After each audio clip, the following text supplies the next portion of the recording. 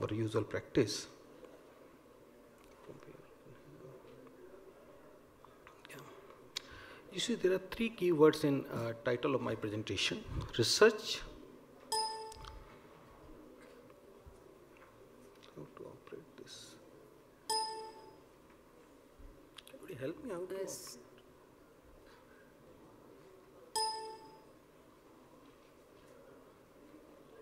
Oh, so that's the one. Yeah. Clinical, medical research, clinical practice, and clinician. We are all clinicians, and we do practice. Some of us are involved in research. Dr. Nihal is doing clinical trials. Some of person like me trying to enter in the field. Dr. Yagnik is here, is doing some basic research. But most of us are not doing research, and we believe that research is a subject of interest of person like Dwapine.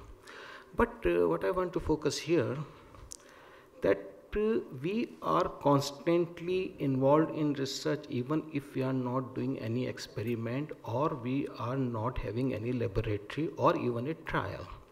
You need clinician drives clinical practice, clinician drives indirectly or directly research, research drives clinical clinician, and research also drives clinical practice. All three drives each other, and there is a dynamic relationship between these three things. And there's dynamism which should always be there in your practice. A clinician should realize that he is part of a system which is a research-based dynamic system, and they should not forget it, even if they don't have any publication.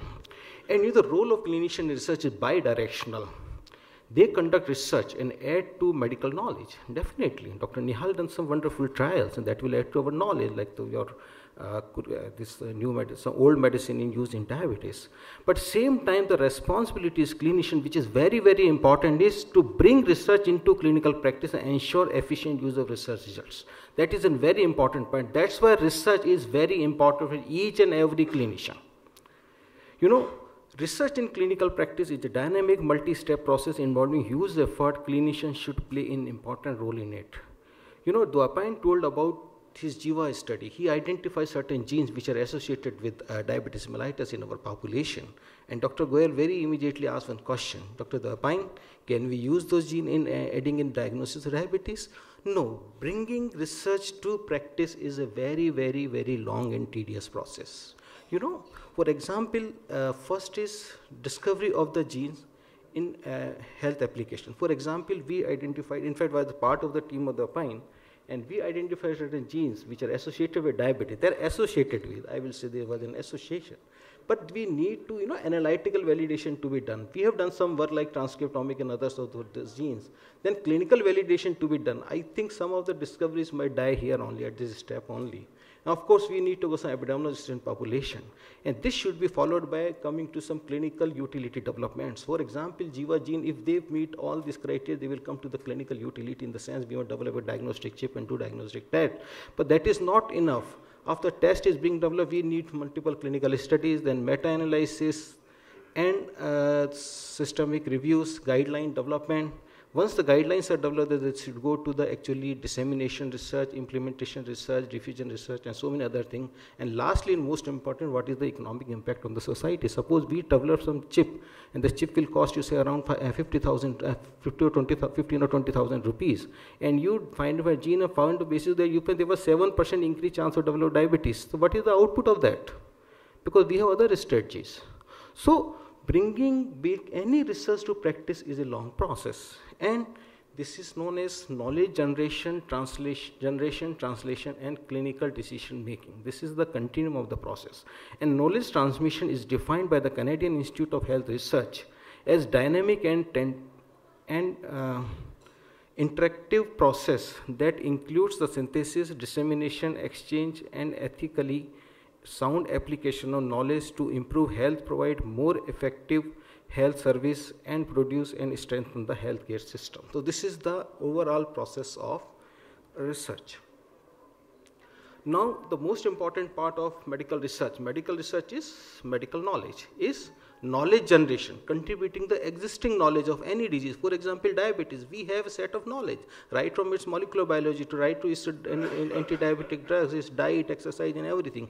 There is a body of knowledge about diabetes. So, medical research is conducted to aid and support the development of knowledge in the field of medicine. This definition, though very obvious and very simple, but if coming to practical life, this is very, very, very important, because when we put keyword diabetes on our PubMed, we can find thousands of articles. So research means this huge data is being collected, and this research can be basic research, that is area tackled in most fundamental part of medical research. It includes cellular, molecular biology, medical genetics, immunology, neuroscience, and psychology, to quote some example. Aim to establish the understanding of cellular, molecular, and physiological mechanisms underlying human health and disease. These research are done by scientists. They are done by scientists in the laboratory, and this is always followed by, I think, the when you discovered genes, now looking into some animal model, I think function of those genes, they are doing that. So this is preclinical research. This is the cover the research that prepares the ground for clinical research with patients. Typically work requires no ethical approval, though some animal work may require animal ethical approval. It is supervised people with PhD rather than medical doctors. Then clinical research, I think Nihal covered all about clinical research in diabetes, we all know it. Then translational research. Now there's much focus is on translational research. This is focus on interactive feedback loop between basic and clinical research domain to accelerate knowledge translation from bedside to bench and back again. I will show one example of this translational research when I will talk about in my next topic on adipose tissue biology, when I will talk about it. Because whatever clinical observation we had some experimental done, and the experimental result will look in the clinic again. So this type of research we call is translational research, and that is the one where clinicians could play a very important role.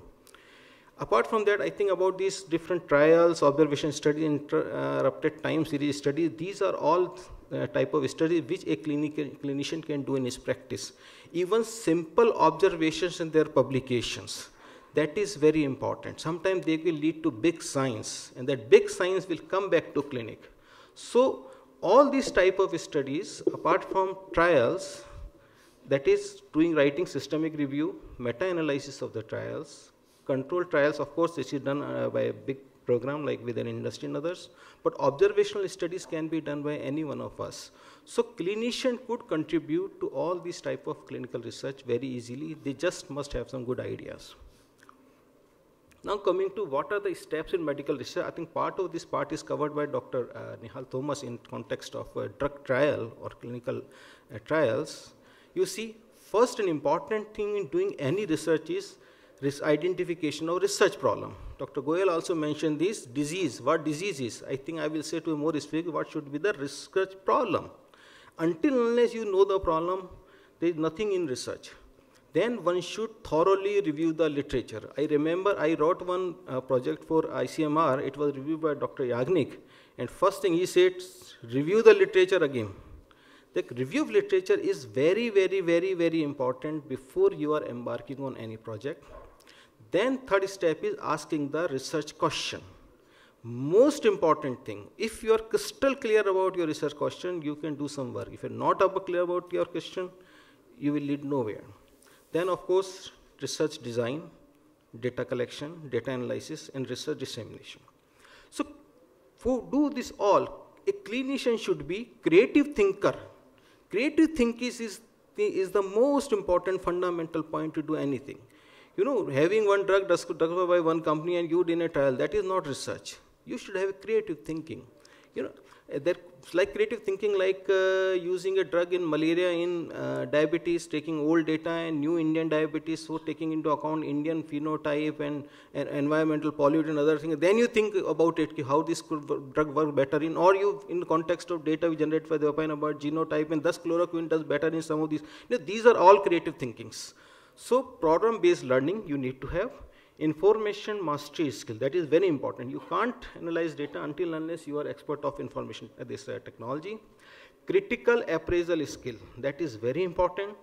Critical thinking, analytical thinking, ethics, team-based learning, that is very important, because I had an opportunity to work with Vapine in this Indigo project, and really it was a teamwork. It's a great team, and in fact a great leader, and teamwork is mandatory. Then project and time management skills. Sometimes I have seen dopamine shouting at other collaborators because of management skill. That is really an important thing for any good research. Professionalism is must, analytical thinking, collaboration skill, reflective and conceptual thinking, and oral and written communication. These are all skills a clinician must have if you really want to contribute to medical knowledge. Now, an important issue is, while doing research, clinicians should fight against research waste, because many of our research efforts do not come to bedside. I think most of us do not come, or majority doesn't come even to publication, because we must have a question very relevant to clinicians and patients. If question is not relevant to clinical practice, it is a useless question. There should be an appropriate design and methodology. Very, very important. It is not there, your idea will lead you nowhere. Then after that, there should be accessible full publication and unbiased and usable reports. These things are, if not done, for example, because of low priority question, in important outcomes not assessed, clinicians and patient are not involved in setting up clinical question, then research will go to waste. On the other part, if there is no appropriate design, because over 50% studies designed without reference to systemic reviews of existing evidences. Suppose already a design has been used and previous study and that flaws were identified and you use the same design, you are committing a blunder mistake. So thorough review of literature and use the most appropriate methodology. And one of the cause of the waste of studies, over 50% studies fail to take adequate steps to reduce biases. Nihal already mentioned this thing. Bias is very important. That should be excluded from the study. Then, of course, publication is a very important thing. If not published, then whatever work you have done, it goes waste. Now coming to the point, for knowledge generation, a clinician should ensure. First is, question must be relevant to clinicians, patients, and decision makers. Strong communication between researchers and end users like clinician, policy makers, and even patient is recommended. Because whatever research you want to do, never forget patients. Because ultimately everything is done for patients. What patient wants? You have some idea, plan some work, and you realize patients are not interested in that. Suppose we develop a pharmacogenomic test. I started some work. And it is true, if I find a gene responsible for unresponsive pioglitazone and I offer him a test of 10,000 rupees, patient and doctor में 3 महीने खा लूँगा, मुझे क्या करना है? मेरे 2,000 खर्च होंगे, 15,000 का टेस्ट बता रहा हूँ. So patient is very important in before starting any clinical research. What the patient needs, that is an important consideration. Number 2 point is, basic research must be high quality. Animal models have been instrumental in studying damage, in developing therapies and understanding gene function, among others, in many different fields, from cancer to deafness. If animal experimentation is not done properly, if there are flaws in that, clinician will get wrong information, they will embark on a wrong drug development, wrong application, and this. So that should be thorough. Clinical study design and method should be perfect.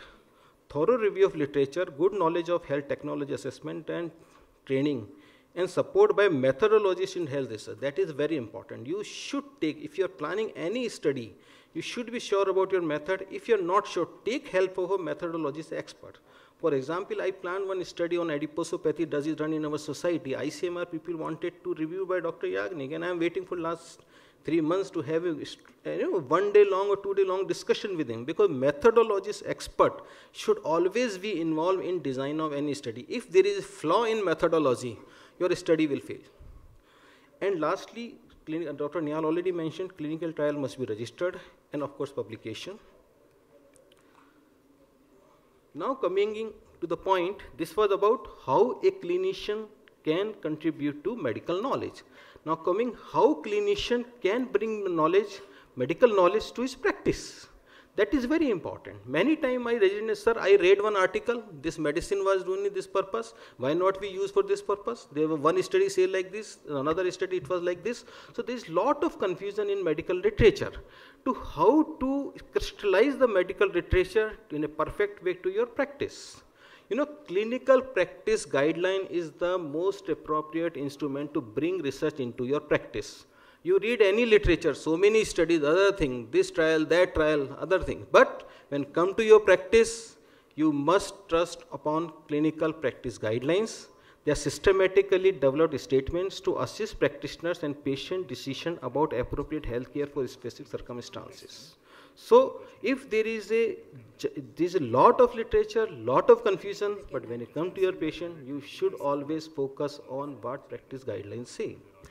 Aim of the clinical practice guideline is to improve quality of healthcare and to reduce inappropriate variation in health practice. I think Nihal very rightly pointed out that this human insulin, there was a lot of hype about human insulin, but now we have realized with this, at least with this Cochrane database and other things, the old insulin were not bad.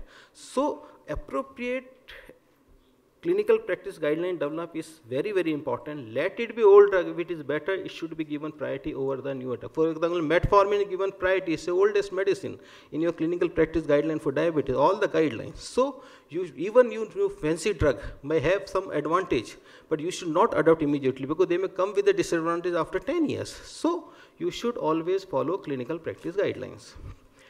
Application of clinical guidelines in practice provides recommendations for treatment and care of people by health professionals, develop a standard to assess clinical practice of individual health professionals, help educate and train health professionals, and help patients make informed decisions. So this is the importance of application of your clinical practice guidelines. Role of clinician development of clinical guidelines. Guidelines should be produced by multi-professional group in a systemic, independent and transparent fashion. That is very important. Using appropriate quality criteria. End user involvement through wide review and testing of pilot version is necessary before adopting a guidelines for implementation.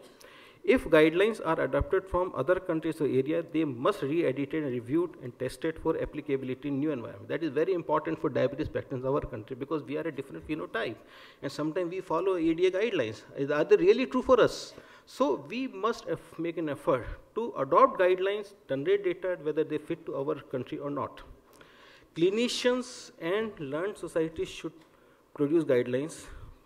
What are the positive of clinicians? Who should develop the guideline? Clinicians, policymakers, academicians, basic research, who should develop? So the positive part for the clinician is they have everyday working knowledge of their patients, have views about what works in reality and have a thorough knowledge about clinical practice and research in their area, enabling them to exercise their professional expertise and judgment to best effect. But negative part of the clinician is clinicians or medical researchers are potentially open to conflict of interest due to influence by industry and perhaps also a bias towards augmenting their own influence and possibly to increase their private incomes. Unfortunately, this is a fact. They are often not well methodologically trained. These are two negative parts of clinicians when they are involved in this clinical practice guideline development. Therefore, research integrity is must for every clinician and they should. Ethical clearance for conducting research is for the patient safety. But if you as a clinician want to do some research integrity is a must for you. The Singapore Statement on Research Integrity says the value and benefits of research are vitally dependent on the integrity of research. While there can be and are national and disciplinary differences in the way research is organized and conducted, there are also principles and professional responsibilities that are fundamental to integrity of research wherever it is undertaken. The principles of the research integrity are basic honesty in all aspects of research, that is must, accountability in conducting the research. Third principle is professional courtesy and fairness in working with others and good stewardship of research on behalf of others. So these are the principles of research integrity. And the responsibilities of the clinicians are, of course, integrity. Research should take responsibility for trustworthiness of their research. They should adhere to regulations. Researchers should be aware of and adhere to the policies of the government or regulatory bodies. Research method. Researchers should apply appropriate research method based conclusions on critical analysis of evidence and report findings and interpretation fully and objectively. The research records, that is also responsible researcher. Researchers should keep clear, accurate record of all research in a way that will allow verification and replication of their work by others. As far as responsibility of research findings is concerned, researchers should share data and findings openly and promptly as soon as they have an opportunity to establish priority and ownership claims. The sixth responsibility of researcher is authorship. That should be done very fairly. The seventh responsibility is publication, acknowledgement, because whatever research you conduct, you should acknowledge whosoever is contributed. Dr. Niyal rightly said you should mention the name of the technician, statistician, everyone. And peer review. Researchers should provide fair, prompt, and rigorous evaluation of respect to confidentiality when reviewing others' work. And ninth responsibility is conflict of interest. Researchers should disclose financial and other conflict of interest that could compromise the trustworthiness of their work in research proposals, publication, and public communication, as well as review activities. The 10th responsibility of clinician in research is public communication. Researchers should limit professional comment to their recognized expertise when engaged in public discussion about application and important research findings, and clearly distinguish professional outcomes with the open personal views. And the 11th responsibility, reporting irresponsible research practices. Dr. Mathur, last minute, madam. Yes. Coming to last slide. Then they should create a research environment, and they should also have social consideration. So conclude my talk with the words that,